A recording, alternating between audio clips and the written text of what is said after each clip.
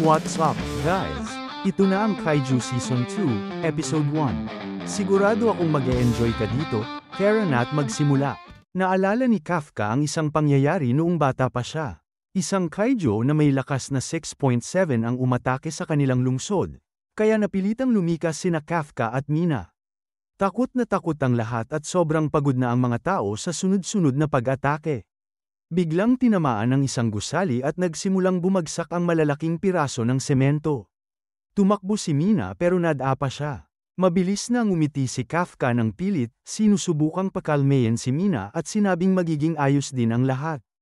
Biglang dumating ang ilang sasakyang puno ng mga armadong sundalo mula sa Defense Force. Sumigaw si Kafka na pabagsakin na ang kaiju, pero isang malakas na pagyanig ulit ang nagpauga sa gusali kaya napilitan siyang magtago. Pagmulat ng mata niya, wala na si Mina. Sumigaw siya ng malakas, tinawag ang pangalan nito, pero hindi na niya ito nakita. Pagkatapos noon, makikita natin ang mga sundalong handa ng bumaril. Pero biglang lumabas si Mina mula sa itaas ng isang gusali, may dalang espesyal na sandata. Itinutok niya ito kay Kafka at tinawag siyang Kaiju number 8. Nanlaki ang mata ni Kafka habang pinapanood ang sarili na tina-target. Nagutos si Mina na umatake, at sabay-sabay na nagpaputok ang mga sundalo mula sa iba't ibang direksyon. Pero kahit sunod-sunod ang putok, napaatras lang si Kafka, wala itong naging tunay na pinsala. Bigla siyang nagwala at naglabas ng malakas na enerhiya na tumama at sumira sa isang helicopter. Lahat ay namangha sa sobrang lakas niya. Isa pang atake ang pinakawalan ni Kafka at tuluyan nitong winasak ang paligid. Pero bigla siyang nagising. Isang masamang panaginip lang pala yun.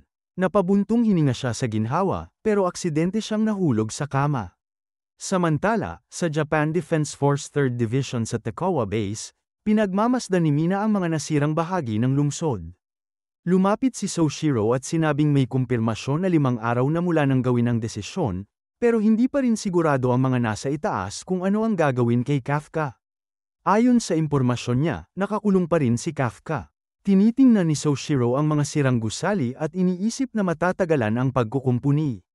Sumang-ayon si Mina, naalala niya kung paano iniligtas ni Kafka ang lahat, kahit na ang alon mula sa kanilang laban ang sumira sa lugar.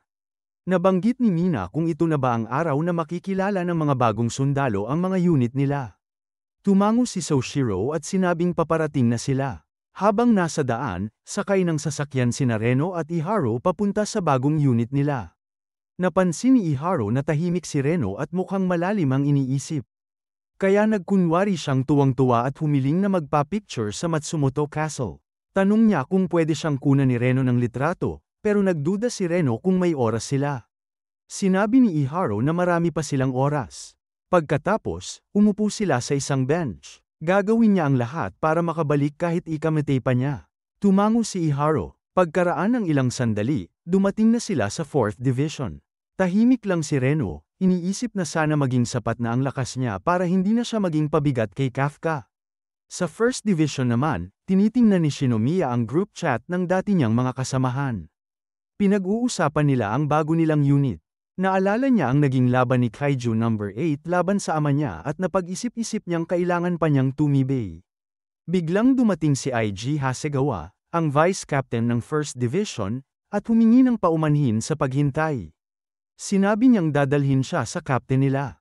Habang naglalakad, nabanggit niya na malamang ipinaliwanag na ni Captain Ashiro ng 3rd Division ang mga dapat malaman, pero inuulit niya pa rin, mananatili muna siya sa 1st Division habang inaayos pa ang Takawa Base. Tumango si Shinomiya at inisip na ang 1st Division ang pinakamalakas sa buong Japan. Kahit nasa Amerika siya noon, naririnig niya na ang pangalan nito. Para sa kanya, ito ang perfect na lugar para mapalakas ang sarili. Pagdating nila sa pinto ng opisina ng captain, inisip niyang ito na ang oras para makilala ang pinakamalakas sa Japan. Pero pagpasok ni IG, nadatnan nilang naglalaro ng Call of Duty ang captain, si Captain Gen Norumi. Napahiya si IG. Ito ang unang impression ni Shinomiya kay Norumi. Sinabihan siya ni IG na maghintay muna habang inaayos ang silid. Pumasok si IG at sinipa si Norumi sa kama. Sinabi niyang 2:00 ng hapon dapat ay handa na siya para sa bagong recruit. Umamin si Norumi na alam niya naman, pero nasa kanya raw kung tatanggapin niya ito o hindi. Sinagot siya ni IG na wala siyang lusot, tamad lang talaga siya. Ayaw ni Narumi na may ibang humawak sa gamit niya, pero napilitan siyang pumayag na siya na lang ang maglilinis. Habang buhat siya ni IG, napansin ni Narumi si Shinomiya. Ipinakilala sila, walang respeto si Shinomiya sa kanya. Inaasahan niyang iba ang captain pero nabigo siya.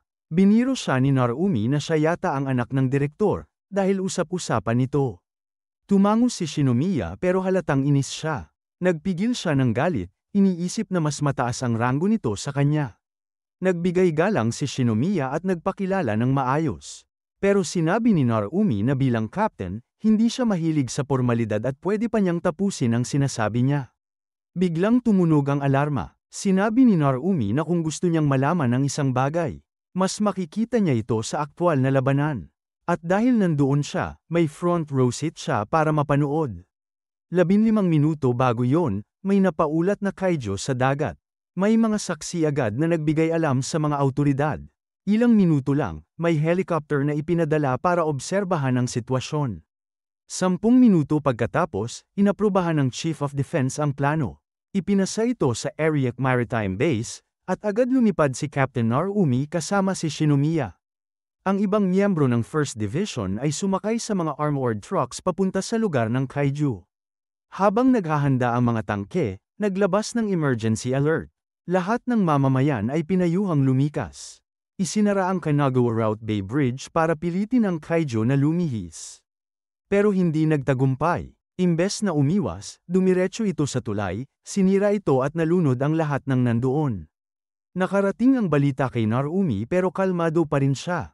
Nag-utos siya ng bagong plano. Pinapante niya sina Shinomiya, Mi, at Takabana sa Usenbashi. Pinaiwan naman niya si Hasegawa sa Diekir para pigilan ang kaiju hanggat maaari. Sumunod lahat sa utos at direktang nakipaglaban sa kaiju. Namangha si Shinomiya sa kung gaano kaayos ang kilos ng mga sundalo. Napagtanto niyang kaya lang ito posible dahil sa galing at lakas ng bawat isa sa kanila. Siguradong lagpas 40% ang nilalabas nilang lakas, mas malakas pa sa karaniwang pinuno ng isang unit.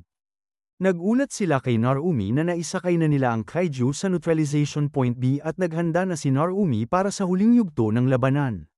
Bago siya tumalon papunta sa kaiju, humarap siya kay Shinomiya at sinabing hindi niya iniintindi ang formalidad, kalinisan, sipag, o porma. May isang bagay lang na gusto ni Captain Narumi mula kay Shinomiya. Bigla niyang inactivate ang espesyal niyang sandata at tumalon papunta sa kaiju, diretsyong bumagsak sa likod nito. Sa isang malakas na atake, bumaon ang espada niya sa katawan ng nilalang, kaya napasigaw ito sa sakit. Pagkatapos noon, pinaputok niya ang kanyang sandata at biglang sumabog ang kaiju, nagkalat ang mga parte ng katawan nito sa paligid. Gulat na gulat si Shinomiya sa nasaksihan. Pagkatapos, tinapos na ni Narumi ang kanyang sinasabi, ang gusto lang niya ay makita ang hindi mapipigilang lakas. Wala siyang pakialam sa pagiging magalang kung walang silbi. Lumiwanag ang mga mata ni Shinomiya, namangha siya dahil sa wakas. Tumugma na si Narumi sa inaasahan niya. Maya-maya, bumalik na sila sa opisina ng 1st Division. Naiinis si Narumi dahil puro si Mina lang ang laman ng mga balita. Napansin ni Shinomiya na kakaiba para sa pinakamalakas na tao sa Japan na i-google ang sarili niya. Pero napansin niya ring sunod-sunod ang pag-vibrate ng cellphone nito, kaya sinabi niyang silipin niya na. Sagot ni Narumi, malamang ang tatay ni Shinomiya o si Director Isao lang yun, na may panibagong meeting na naman, pero wala raw siyang pakialam. Bakit daw siya magsasayang ng gabi para lang doon? Biglang dumating si Hasegawa at sinipa si Narumi, sinabing tungkulin niya ang attend sa mga meeting. Habang hinihila niya palayo si Narumi, nagtanong ito kung ano bang mahalaga. Sinabi ni Hasegawa na tungkol ito kay Kaiju No. 8, kaya agad na nakuha ang atensyon ni Shinomiya. Samantala, si Kafka ay patuloy na nagsasanay sa loob ng selda. Iniisip niya na 5 araw na ang lumipas at wala pa rin siyang nagagawa. Naalala niya ang sinabi ni Director Isao tungkol sa pagpapakita ng halaga niya, pero hindi niya alam kung ano nga ba ang eksaktong dapat niyang gawin. Kahit ganoon, alam niyang wala siyang ibang pagpipilian. Gagawin niya ang lahat para makabalik. Biglang dumating ang ilang sundalo at inihatid siya sa opisina ng direktor. Doon nakita niya si Shinomiya at si Captain Narumi. Nakilala agad ni Kafka si Narumi at nagtanong sa isip niya kung bakit naroon ito. Maya-maya, nagsalita si Director Isao. Sinabi niyang ililipat si Kafka sa First Division. Ipinaliwanag niya na ang pinakamalakas na kaiju sa kasaysayan ay dapat makasama ng pinakamalakas na puwersa laban sa kaiju. Inutusan niya si Kafka na patunayan ang halaga niya para tanggapin siya ng iba. Kung hindi, wala na siyang lugar sa Defense Force. Bagamat ayaw ni Kafka na kailanganin lang siya bilang Kaiju number 8, pumayag siya dahil gusto pa rin niyang mabuhay. Pero sa gulat ng lahat, tumanggi si Narumi. Ayon sa kanya, siya lang ang kailangan para talunin ang mga Kaiju. Gustong umalis ni Narumi pero pinigilan siya ni Director Isao.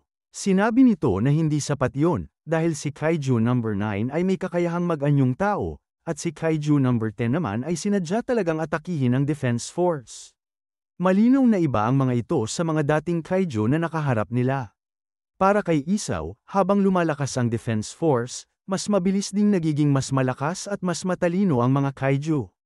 Kaya arogante kung iisipin nilang kaya nilang labanan lahat ng mag-isa. Kailangan din nilang umangkop at mag-evolve. Pakiramdam ni Narumi, hindi siya pinagkakatiwalaan ng direktor. Kaya nagmungkahi siya, gumawa na lang sila ng sandata gamit si Kaiju number 8. Nagulat si Kafka sa narinig, pero sinabi niya na hindi siya maaaring mamatay. Hindi lang para sa mga kasamahan niyang naniniwala sa kanya, kundi dahil may pangako pa siyang kailangang tuparin, ang lumaban sa tabi ni Mina. Buong kumpiyansa siyang nagpakilala, pero nilampasan lang siya ni Narumi at walang pakialam sa saloobin niya. Para kay Narumi, ang mahalaga lang ay lakas at resulta. Habang papalayo, sinabi pa nito na kung sakaling mawalan muli ng kontrol si Kafka, papatayin niya ito mismo at gagawin niyang armor ang katawan nito. Ang tugon lang ni Kafka ay isang simpleng salamat. Samantala, iniulat ni Soshiro kay Mina na lahat ng rookies ay nakapunta na sa kani-kanilang unit. Sinabi ni Mina na dapat ay magsimula na rin sila at inaya si Soshiro na mag-train kasama niya.